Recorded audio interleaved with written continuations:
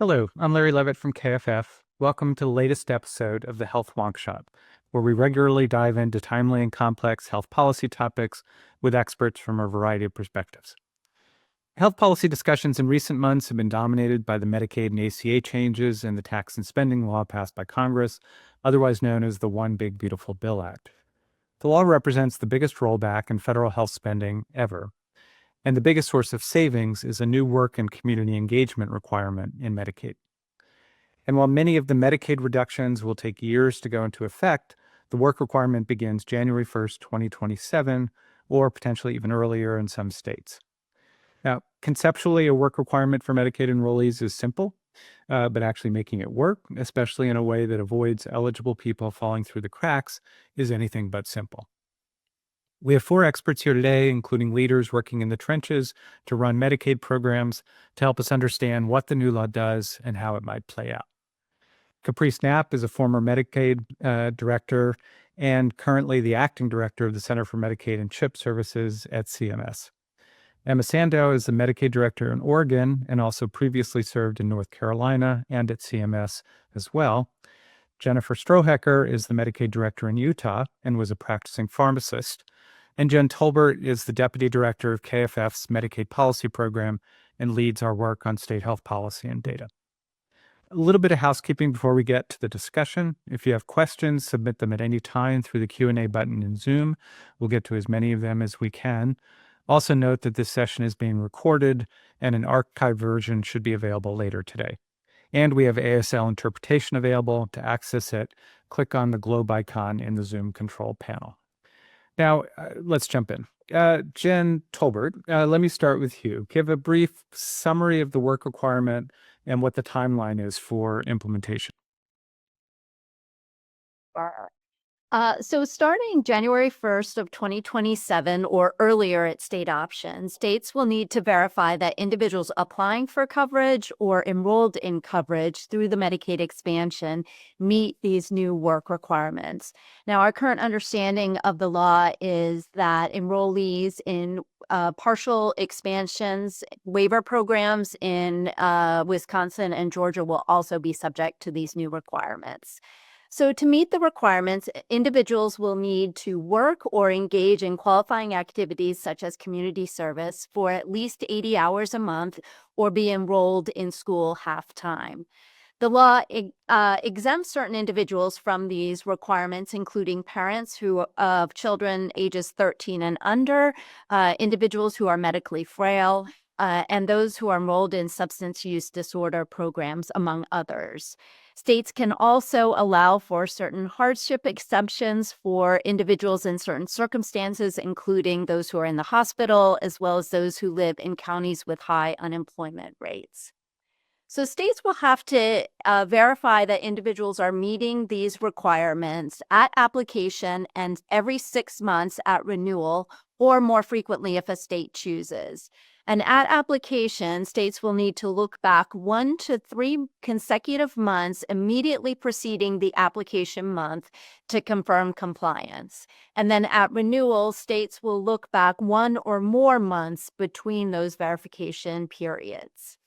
States will also have to use available data sources where possible to confirm work or exemption status without requiring documentation from individuals. But if a state is unable to verify compliance, the individual will have 30 days to submit documentation or prove that they are meeting the requirements before being disenrolled. And I will note the implementation timeline here is pretty tight. As noted, the requirements go into effect in January of 2027. Those states can apply for a waiver to implement earlier. The Secretary is required to issue an interim final rule by June 1st of 2026, and states must begin outreach to enrollees and others 3 months before the start of the first look-back month. So for states that are implementing in January 2027, that first look-back month will be December, meaning they will need to begin outreach in September of 2026. Now, states may apply for a good faith waiver to delay implementation until December 2028. However, the secretary will have discretion over whether to approve those waivers. And Jen, just quickly, what did the Congressional Budget Office project would be the effect of the work requirement in terms of number of people uninsured, federal savings? Sure. So the CBO estimated that these new work requirements will reduce federal Medicaid spending by $326 billion over 10 years and will lead to 5.3 million more people being uninsured in 2034. Thanks. So Caprice, when Jen says the secretary has to issue regulations by June 1st, 2026, that's you, right? um, well, I mean, this is all moving quite quickly. Describe to the extent you can at this point, how you're thinking about implementation, what type of guidance will CMS be providing to states, and when we can expect that. Sure. So we understand that states will need some type of guidance before the interim final rule in June, and we are working on that now. As I look through and our team looks through the statute and the provisions and how everything's are written, what we're encouraging and our approach and what we're encouraging states to do, one, there are clear pieces in the statute where there are no exceptions. Either that the states do not have options or we at CMCS, the secretary does not have discretion. And so you can think of things like if someone doesn't meet the work requirements, their ability to go to marketplace. Like the statute is very clear that they cannot. So first, we would encourage states as they're looking through the provisions to look through on the pieces where there's no discretion and no options and to start to move forward with your planning. Second, and I think Jennifer mentioned some of these, there are areas where states do have options and they should begin those debates now. The look back period is one that was mentioned. Short-term hardship exceptions is another area where the state has the ability to say, for example, do we want to create short-term, hard-term exceptions for things like public health emergencies and counties where unemployment rates are 8% or higher. So states can have those debates. They don't need to wait on us. Really what you're waiting on CMS to push out are the areas in the statute where it talks about secretary discretion. You've mentioned several of those. And then we also will have sub-regulatory guidance just to help steer states on even some of the things that they get to decide. So for example, if the state wants to take on the short-term hardship of counties where you have higher than 8% unemployment insurance rates or unemployment rates, states will still be looking to us for guidance on the process for that. So for example, are we going to ask states to confirm and attest that, Burleigh County, Cass County, for example, have higher than an 8%? Or is CMCS going to have a process by which we confirm this is what we show, whether it's in census data or et cetera, these are the counties. And so we will work through the sub-regulatory guidance on the processes. And again, understand we've tried to look at these and prioritize, and we will be trying to push out the guidance as it relates to the key policy decisions and those that will impact the way your IT systems are being built out. And we've reached out for feedback on that. And then there will be prioritization in terms of what we get out. So for example, a state might think that it's more important for you to tell us about the verification process in terms of, should we be verifying all the qualifying activities? Maybe that's perhaps more important than this unemployment, decision in counties. So that's how we're moving forward. We understand the timeliness of this and understand how that impacts your builds and also your staffing and your resources. Got it. Thank you. Emma, let me bring you in.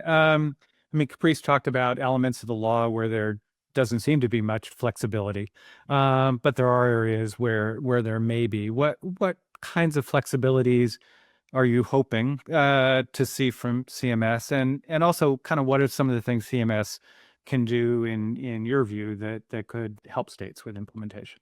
Sure. So, I, as you mentioned at the top, had the privilege of working in two state Medicaid programs, Oregon and North Carolina. And we're already 11 minutes into a Medicaid health wonk. And no one has said once you know one Medicaid program, you know one Medicaid program. And after going to my second state, I can very much say that statement is true in so many different ways. I admit once you know two Medicaid programs, you know two Medicaid programs. So I can't speak with experience on every state, but I do know that every state is different. And so that flexibility is so incredibly important because all of the ways in which IT systems are designed are different.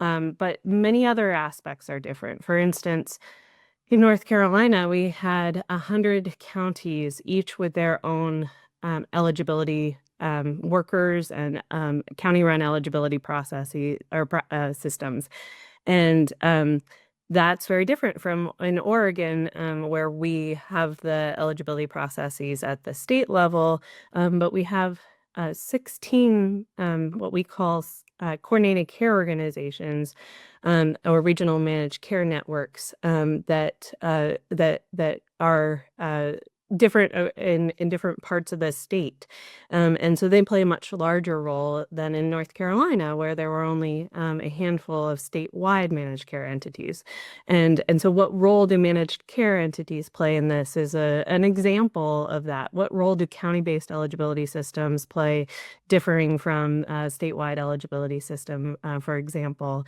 Those are some of the every state is different, and every state will have to be grappling with how they're doing this in a different way. I think unwinding really taught us that how IT systems are layered in, and how IT systems touch different aspects of each individual state's set of data that the state has is really important. But one thing that I would just want to center us around and return to is the experience of the member. So the experience of the person is really at the center of all of this, and that's how we're guiding our work. Because what we want to do is make sure that that we are working on implementation with the member in mind and the member focused experience, but but systems get talked about so quickly because if you think about it, for example, somebody going through having a condition that is medically fragile, or SUD treatment, for example, substance use disorder treatment, my apologies. They may go see a provider. That provider has a period of time in which they can build a managed care entity, for example. And then that managed care entity has a period of time which they can adjudicate the claim. Maybe there's issues with how it was entered in the system, and they have to go back and forth with the provider. And then there's a series of time where the managed care entity has to submit it to the state. And then that goes to a state IT system over here. And then that state IT system over here has to talk to the IT system over here. And so all of that, we don't always know when a member is receiving care the moment they walk into a provider's office. And so what we can do to streamline and make systems work faster, more streamlined, so that we can have that data, that flexibility, and that the member, if they are eligible for one of these exceptions, are able to respond, and or it's low or no touch to the member, because they are doing what is required under the law, and and we want them to continue to receive those SUD treatments or other important treatments that they are getting. So you mentioned systems and IT issues. We will definitely return to those, whether we want to or not. Jennifer Strohecker, let me bring you in. Utah has been out ahead in preparing a waiver for a Medicaid work requirement, even before the law passed. So you've been working, so to speak, on a work requirement already. What are some of the knotty issues you struggled with in that, and how have you approach dealing with them? Yeah, thank you for the question, Larry. Utah is a state that does value work. We recognize that work is connected to so many things, economic stability of the individual, as well as even a connection to health. It's a social determinant. And so, with this in mind, certainly Utah did begin to draft and actually submitted an 1115 waiver to CMS for work requirements in early July before the bill passed. As we were thinking about what some of our goals were with regard to drafting our own waiver, there are some key differences with what we drafted versus, of course, what passed in the bill. But one key element was the fact that the member would actually be enrolled in Medicaid prior to participation in the work requirement. And so I think as then we went through the public comment period and took feedback from so many others, it really did build a proposal for us that thought about how we achieve our goals of really valuing the component of work, but also supporting the member to be successful in their application to Medicaid and finding that path to be eligible for Medicaid. I'll give a couple reasons of why we came about that approach. One is we're an integrated state. So when, the application process happens, for Utah, we have an integrated application with other programs like SNAP. Additionally, so the experience on the front end from the member is, thinking about applying for Medicaid, you also apply for SNAP. Knowing what that looks like on the back end for our teams as they go about processing that application, there is a work component to SNAP today. About 42% of adult expansion members also qualify for SNAP here in Utah. And so as we thought about our approach, we were looking for alignment of achieving work requirements and compliance with some of those activities, while also thinking about process and streamlining kind of the workflows that way.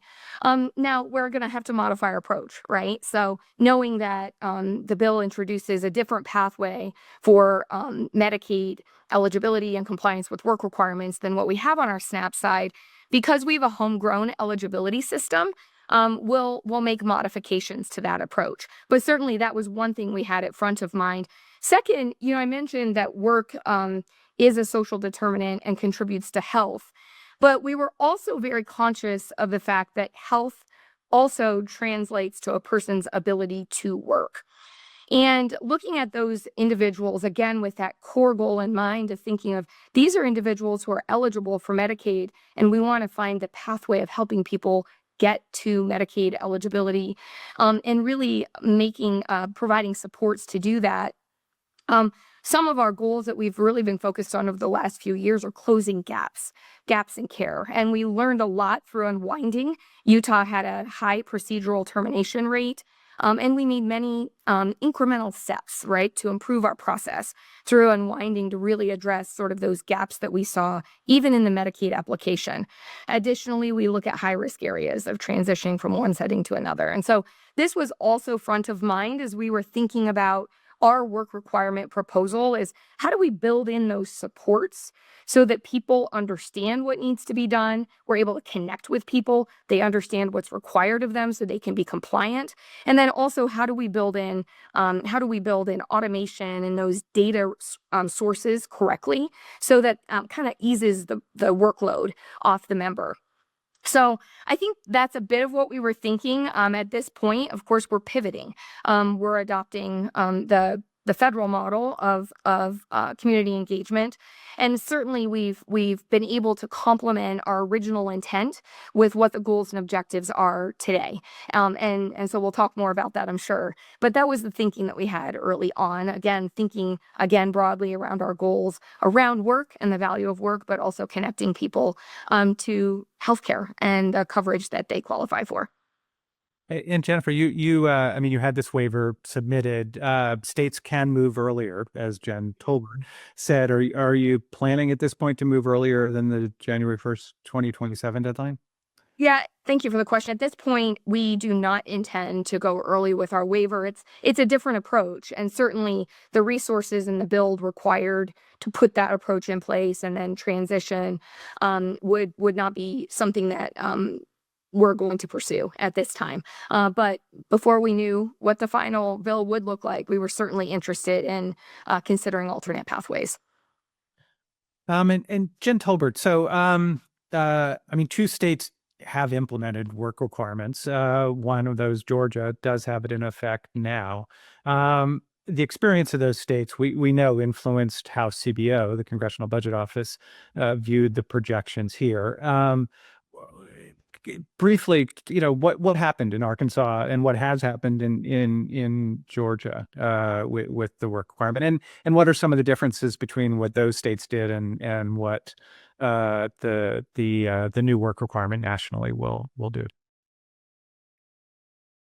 Oh, you're on mute, I think. Sorry about that. Right. So Arkansas and Georgia were the two states to implement work requirements. And I think there are certainly lessons to be learned from both states. What we know from Arkansas is that they were, in fact, able to data match over 2/3 of the individuals subject to the work requirements. But among those who they were not able to identify as meeting the work requirements or as qualifying for an exemption, most of those people never did report any information about their current situation. And we know now, after the fact, that many of those individuals, in fact, were working or would have qualified for an exemption. And so some of the reasons, again, we were able to have the benefit of looking back and conducting research on what happened. And it does seem that the majority of the individuals just simply didn't know that they needed to report. They had difficulties navigating the sort of somewhat complex monthly reporting requirements. And that meant that many of these eligible people, a total of 18,000, ended up losing coverage. Now, importantly, in Arkansas, the work requirements only applied to people who were enrolled in the program, so it was not at application. Now, in Georgia, they have a slightly different situation in which people do have to qualify at application. But the state has experienced similar issues with individuals having confusion about, what they need to submit to verify that they are meeting requirements. And as a result, enrollment to date in the Pathways program in Georgia is much lower than what was anticipated. Only about 8,600 individuals have enrolled compared to the estimates of 25,000 in the first year and 64,000 over 5 years. There were also significant costs in Georgia to set up the systems and the reporting systems. And in fact, the state, as a result of some of the barriers and the low enrollment, kind of modified the reporting requirements over time to try and make it easier.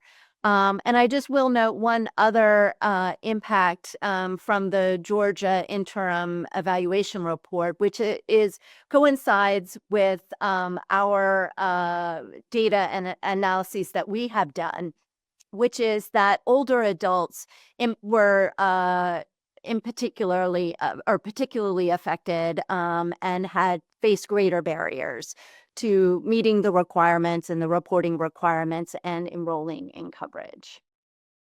And just to clarify, when we're talking about older adults, it's not Medicare beneficiaries, people over age 65, but older but under age 65. Yes. Yeah. And I shouldn't use that term because but I meant to say adults ages 50 to 64. And just to clarify, the work and community engagement requirement here applies to Medicaid expansion enrollees, as you said, or possibly states like Georgia and Wisconsin where they are serving that population through waivers. So we keep talking about these systems and IT issues, which I think are going to be central here. Caprice, what, if you can, describe some of the resources the federal government may be able to provide. I've heard CMS Administrator Dr. Oz talk about an app that's being piloted that may connect directly to payroll systems like ADP. Are there going to be some resources available to help kind of smooth the way for the speak matching? I'll mention a couple things, and which just would say that encourage you all to reach out to Georgia themselves. Their experience is slightly different. And I would say they worked really, really hard to try to engage with their members. And they stood up work requirements not once, but twice. And so they've got an interesting and a good story that we've all been learning lessons from. So on the IT side, a couple of things. We have two work streams going on the IT side. One is about internally at CMCS. What are the resources that we'll be providing states? As you know, there are advanced planning document requests that we get from states to fund IT systems. Those provide an enhanced Medicaid match in both the development stage and the maintenance and operations stage. And so we're working with our data systems group on how we will process those in a timely manner as states put those forward. So that's a funding source. Second thing is that the bill itself has $200 million as it pertains to community engagement that we will be able to provide to states, $100 million of which, and this is going to be familiar to people who have heard us talk about the Rural Health Transformation Fund, $100 million of which will be more equally divided amongst the states. The other $100 million, we will have a formula by which Congress has said we need to think about dividing it about number of individuals that are impacted by community engagement requirements. So that money will be coming as well.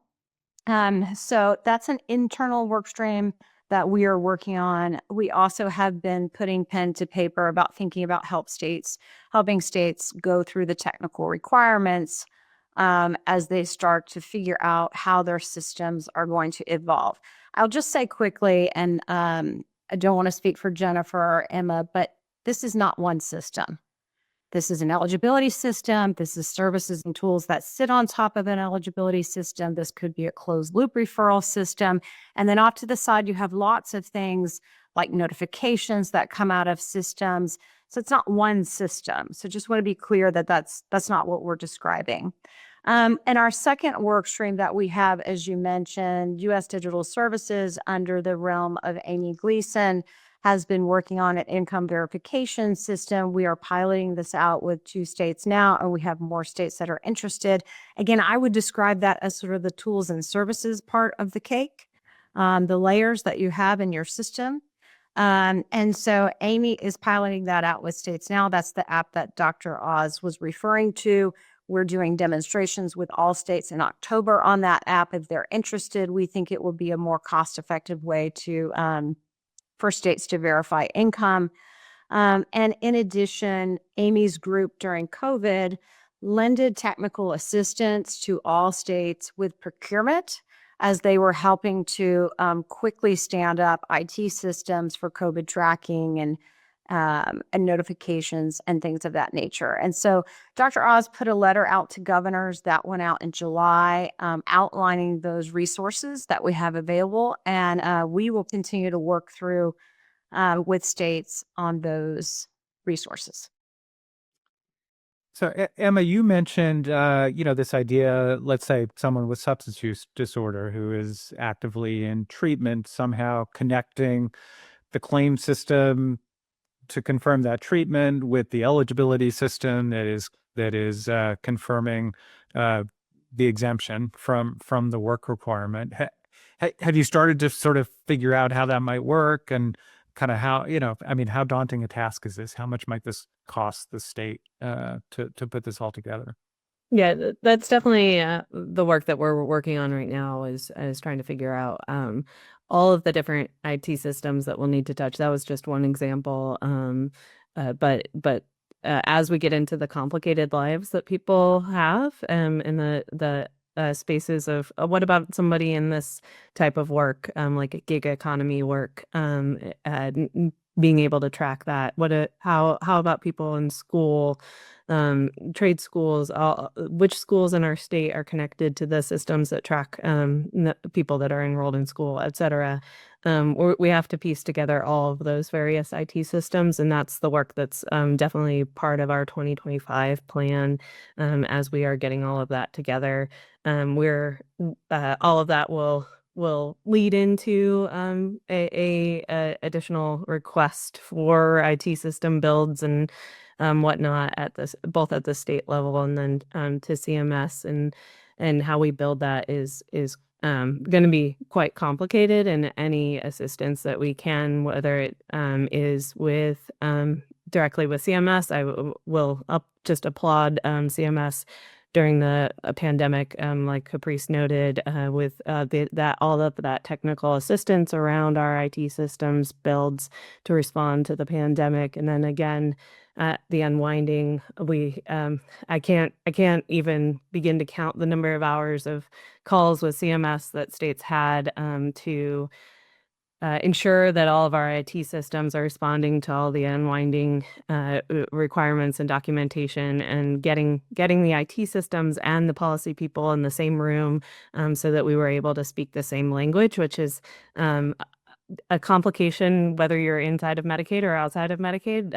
It is always a challenge, and how we can do that, how we can make sure that we're all headed in the same direction and not using any valuable time looking at something that may not necessarily pan out is really, really important. I'll just also underline, I'm now in a state with a fully integrated eligibility system with our SNAP and TANF eligibility systems, and wasn't before. It was sort of integrated, but not in the same way that it is in Oregon, and that presents a unique challenge as well as a unique opportunity to ensure that those requirements that people are meeting for SNAP and TANF are transitioned over. The data is transitioned over. We just know there's always complications between different programs or different programs in terms of SNAP and TANF and what is defined in certain data elements, and so that's also something that we're looking at as well. Thanks, Jen Strohacker. As you worked through the waiver, did you and you mentioned the unwinding, and just for the uninitiated, unwinding was the unwinding of the requirement during the public health emergency that people not be disenrolled from Medicaid. Have you had any estimates of like how many people you think you might be able to confirm through automatic data matching that they qualify for the work requirement, the community engagement requirement, exemptions from the requirement? Question. We've actually early on, as we were doing our own evaluation of our proposal, we were able to create clearer estimates because we created alignment with our SNAP benefit. Utah has had a work requirement waiver in the past that was approved and went live just as the pandemic started. So we had to pause it. So we had some experience looking at what type of exemptions we might put in place. And certainly with alignment of SNAP, we were able to get better estimates. I'd say for now, we're still looking for greater clarity on some of the policy pieces that haven't been fully defined. And again, we're seeking and asking for some flexibility in how states may interpret some of those pieces.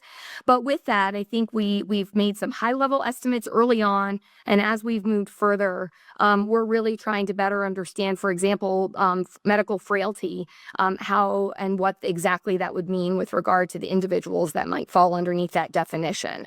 So at this point, we're having high-level conversations about it, but certainly not putting too much out with regard to how many we predict would fall into one category or another.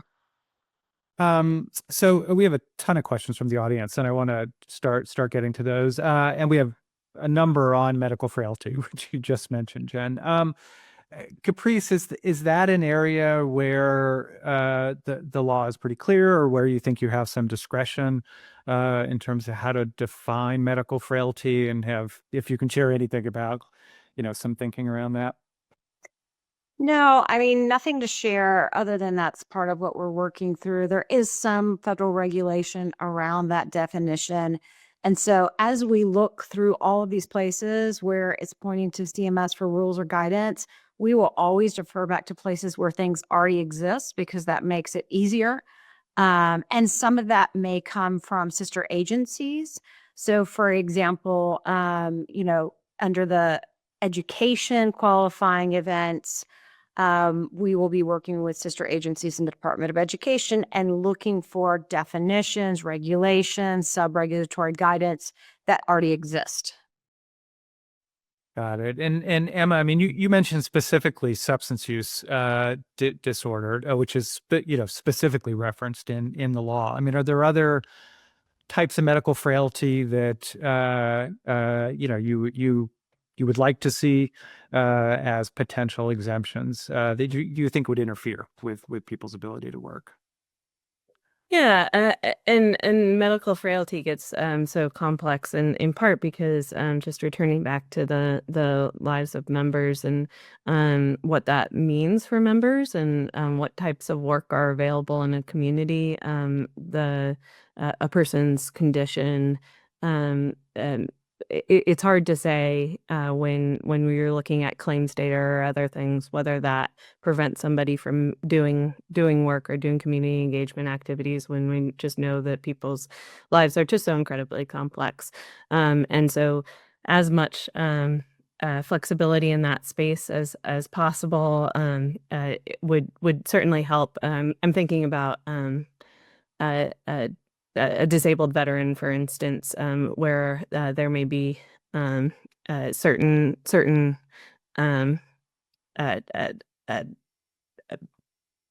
opportunities available where they live and work in their community, but their disability may not allow them to participate in that. How we can ensure that we fully understand, because when you start to put exact guardrails on people's lives, it sometimes obscures that complexity. So I'm thinking mental health disorders as well, depression, other things like that can be very debilitating. But just looking at what is submitted in claims by providers, or if somebody is not necessarily seeing a provider that is the right provider for them, that we may not have the evidence of why it is hard for them to be able to work, be able to experience the community engagement activities, and how we can ensure that they are getting the care that they need to address that underlying disability, that underlying thing that is preventing them from those engagements, so that we can get them to participate in work and participate in the community as much as possible. And Jen Strager, had you in Utah's waiver, had you included an exemption for medical frailty, and how was that defined in the waiver? Yeah, thank you. We did include a definition of medical frailty in our submission, and I don't think we had a specific definition in mind, but I'll just add on to Emma's comments as we're thinking about how complex people can be. One of the opportunities we have as we think about our goals around engaging in work while also achieving stability with healthcare is that it's not just the first application someone has and they're new to Medicaid and we don't have existing data. It's also those renewals that will take place. And I think the work we have cut out for us, and I think the opportunities we have, especially when you consider individuals who really do have complex, ongoing chronic health conditions, ranging from, diabetes care to mental health conditions and things that actually could be well controlled with medications and other medical interventions. And I think the way we've really been thinking about it is connecting the dots for people and making sure that as we're really developing our program, and thinking about as we're encountering people and we recognize which conditions they have, which medications they're using, that we're supporting them. We're supporting them not just in achieving maintenance with those treatments, but also really building the services and the knowledge so that people are understanding what's required of them to be compliant with this. And I think that's two things. One, making sure that our data capture is accurate so that we can capture the diagnoses that may be exempted. And there's an array of ways we could approach that, of course, which is why I think states are asking for some flexibility in how we define medical frailty. But I also think there's an obligation for people who are working and also receiving ongoing medical care on how we can help support them with compliance with work.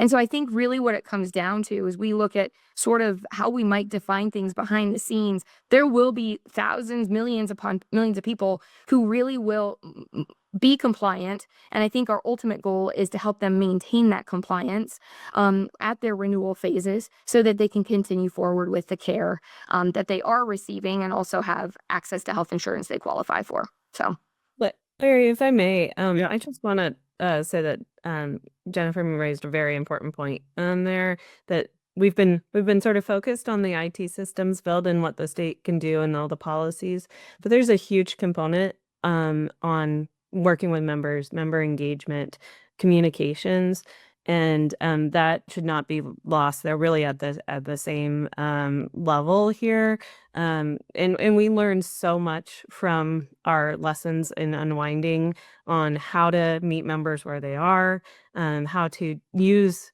new systems, new ways of communicating with people. If you look 10 years ago at the way in which Medicaid programs communicated with members, it would be letters in the mail, and that's sometimes it. And now we've got text messages, emails, pings from mobile apps, people out in the community where people are in community events, laundromats, all sorts of places where people have time to have a conversation, and so that we can explain and get into the details, as well as making sure all of our materials are make sense.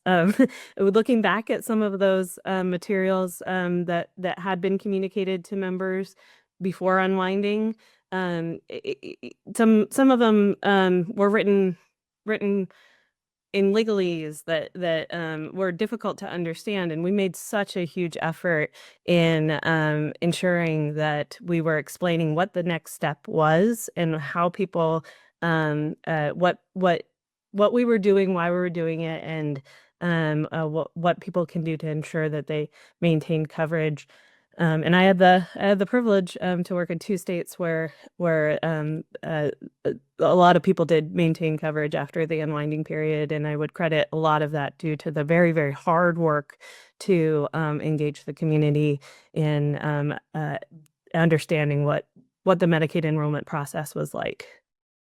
And Emma, you mentioned earlier the role of managed care plans. Are you imagining that you would use the plans to help communicate with folks too about the work requirement? Yeah, and one of the things that Oregon did during the unwinding period was to ensure that as we were developing materials, that our partners in the managed care entities also had those same materials, so we weren't creating additional confusion. That the talking points and all of the rest of our call centers, people got the same pieces of information rather than trying to parse out, well, I heard this thing over here, I'm hearing this other thing over here.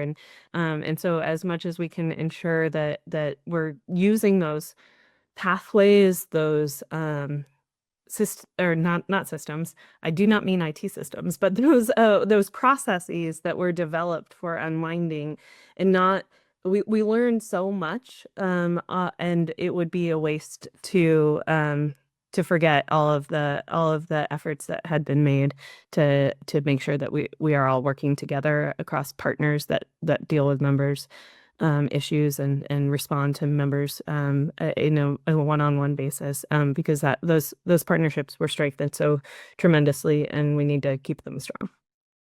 And I think the IT systems were also improved a lot during unwinding, which positions states well here. Caprice, so returning to questions from the audience, we had one about Montana's application to implement the work requirement earlier than the deadline. I believe it's the only state so far. How? I mean, you don't have the regulations out.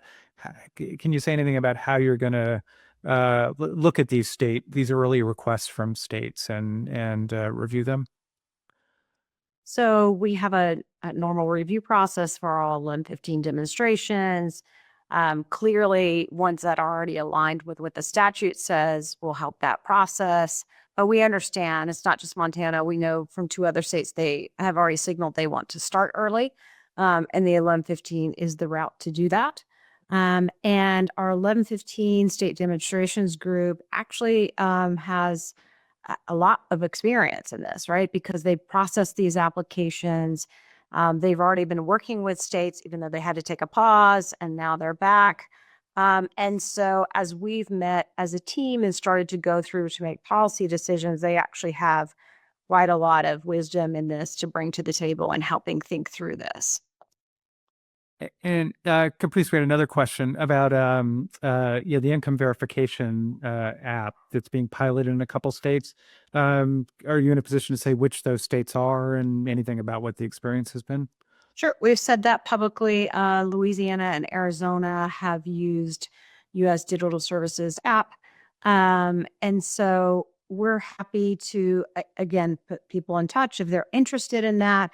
One of the great things about that app and the way it pulls down income to verify is that it brings in gig worker information as well. And we know for the Medicaid population, that's really important. And it brings in very timely income information.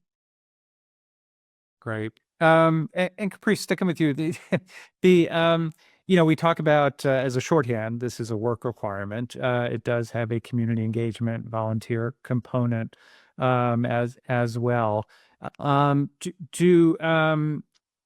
there been any thinking about how that's defined, how you might verify that, how that might differ from the work part of it? I just want to repeat your question because I want to make sure I understand. Yeah. You've got income, you've got education, you've got job services, and you've got volunteering, right? And if I think of sort of from a top down, there are portions of those qualifying events that are much easier to get out with income, with data, right? Whether that's income and even to some extent education, because we know in Georgia, for example, they were able to tap in, and these folks that were in the university system, that might be slightly more difficult if you're in a state that doesn't track things like community college or technical schools. But, as I think top down, there's some of those that are more easy to rely on data sorts that exist.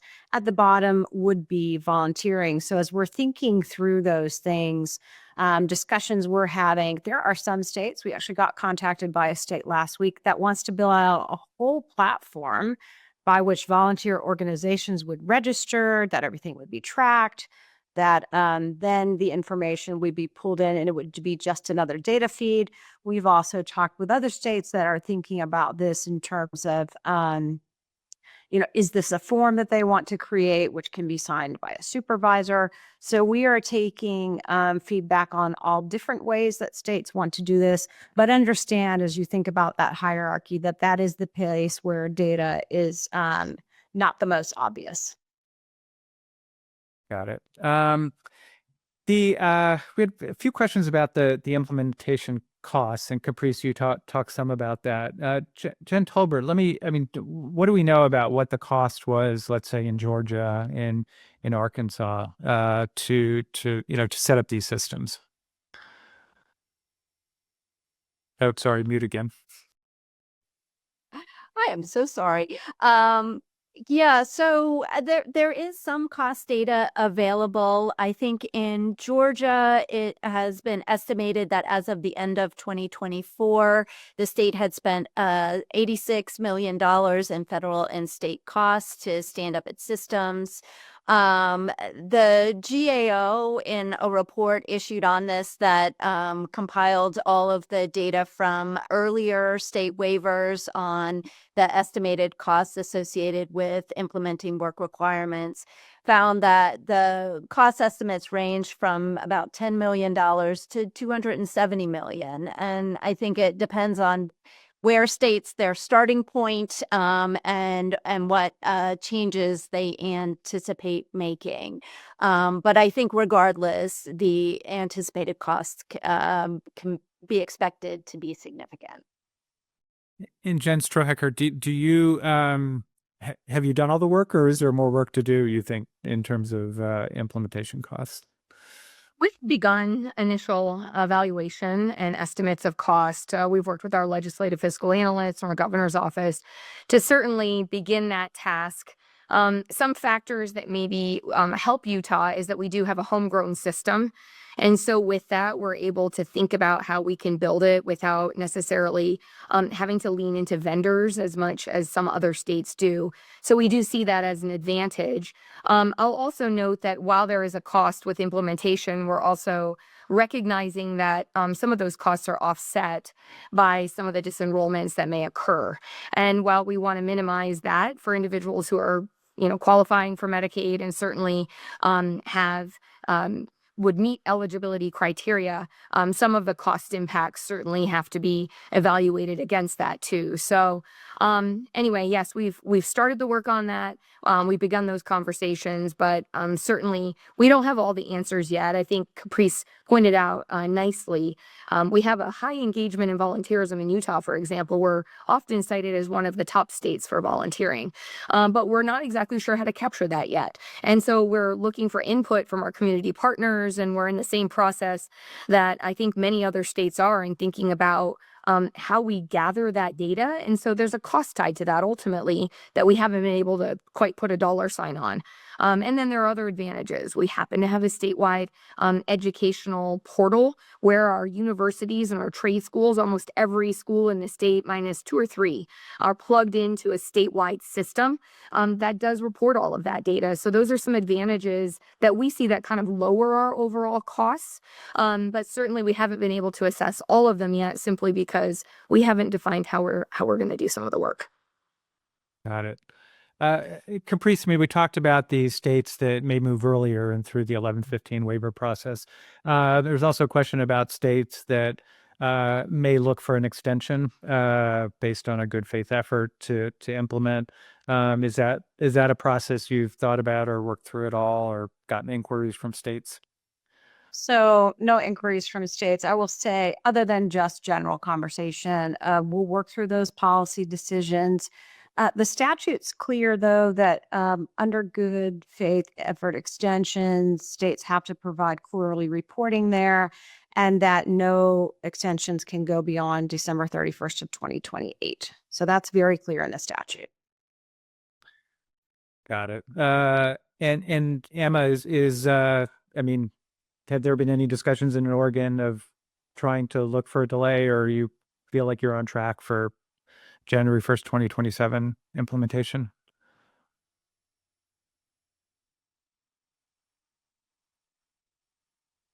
I think Emma might have gotten frozen. So we'll let's move on. Jen Tolbert, we've talked a lot about and you talked about the experience in Arkansas. We've talked a lot about the verification. Just quickly, how many people, what are our estimates of how many people would seem to qualify for for work, for an exemption, and how many wouldn't qualify based on at least current estimates? Sure. So we've done extensive data analysis on this issue, and we, based on the data, it appears, and when we narrow, and I should note that what we try to do in our work is to narrow the population and focus in on the people most likely to be subject to the new requirements. So we did focus on Medicaid adults who do not receive disability payments, who are not enrolled in Medicare, and who do not have dependent children. We weren't able to separate out just parents with children over age 14.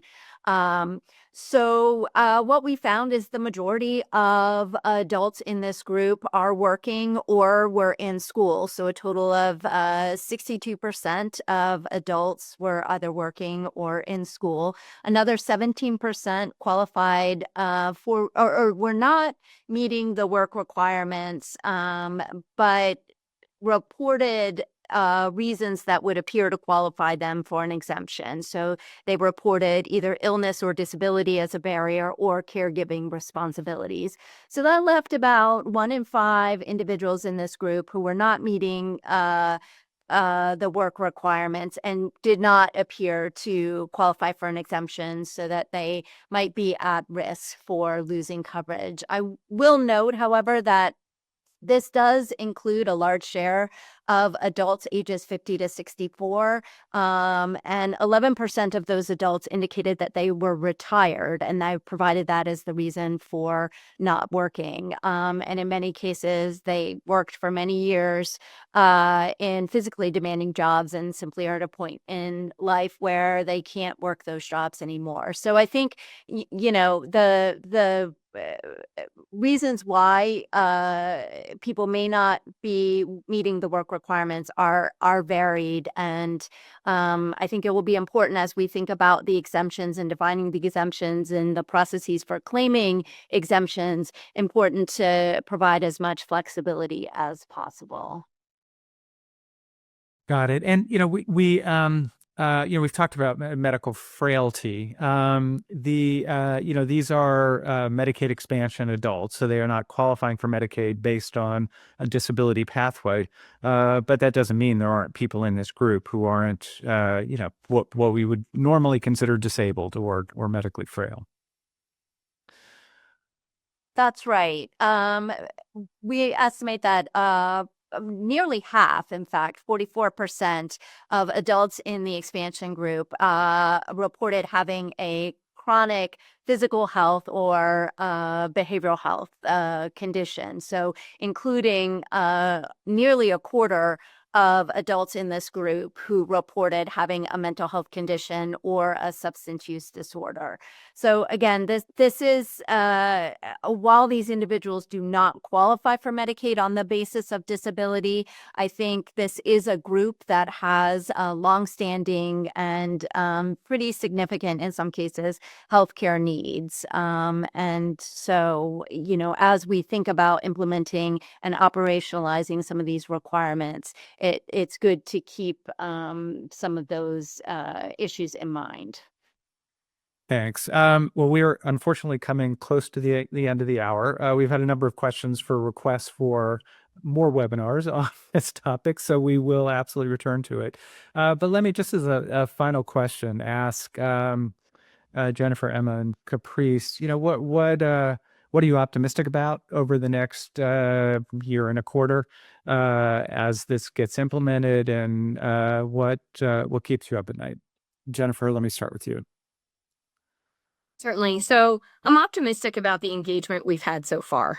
I think overall, we've begun working together internally as a program, and we have designated staff and a lot of attention being put on this, and heavy engagement with a commitment to keep the member center of our work, and to really engage new stakeholders as well in the conversation, recognizing that getting started now is going to serve members better in the future. So we're excited about that. We've been thankful also with partnership with CMS, and been able to get into many conversations with them and other Medicaid programs as well, in order to problem solve, because this is complicated and work that many of us have not undertaken. What keeps us up at night is the same thing. It's complicated. It's a short timeline. There's a lot to do.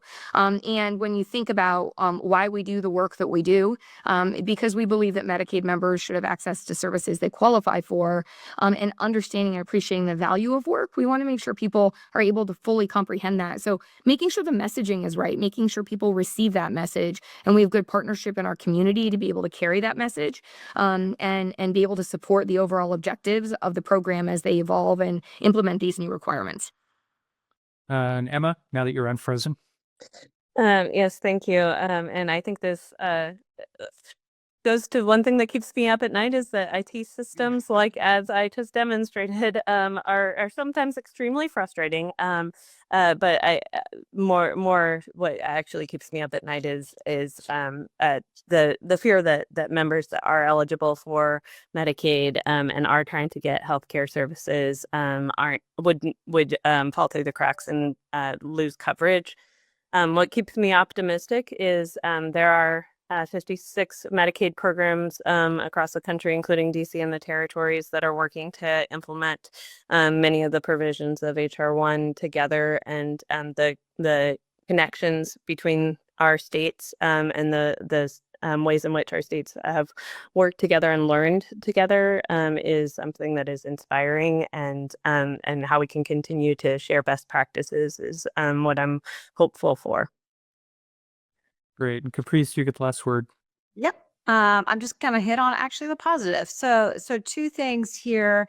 What I am excited about is that if you want something done, ask a Medicaid director. These two colleagues of mine on the line are fantastic.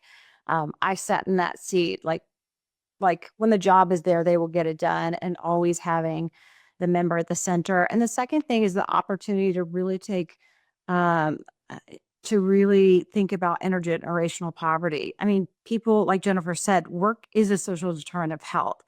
And if people can get connected to work with the right employment supports and in a way that helps them, that's a fantastic, just even the idea of that, I think is inspirational to us. So again, thank you for inviting us. Thank you for having us today. And I'm looking forward to working with all 51 of our partners as we walk through this. Well, thanks to all of you for a great discussion, the first of what I think will be many discussions on this topic. And thanks to the audience as well for watching and for the terrific questions.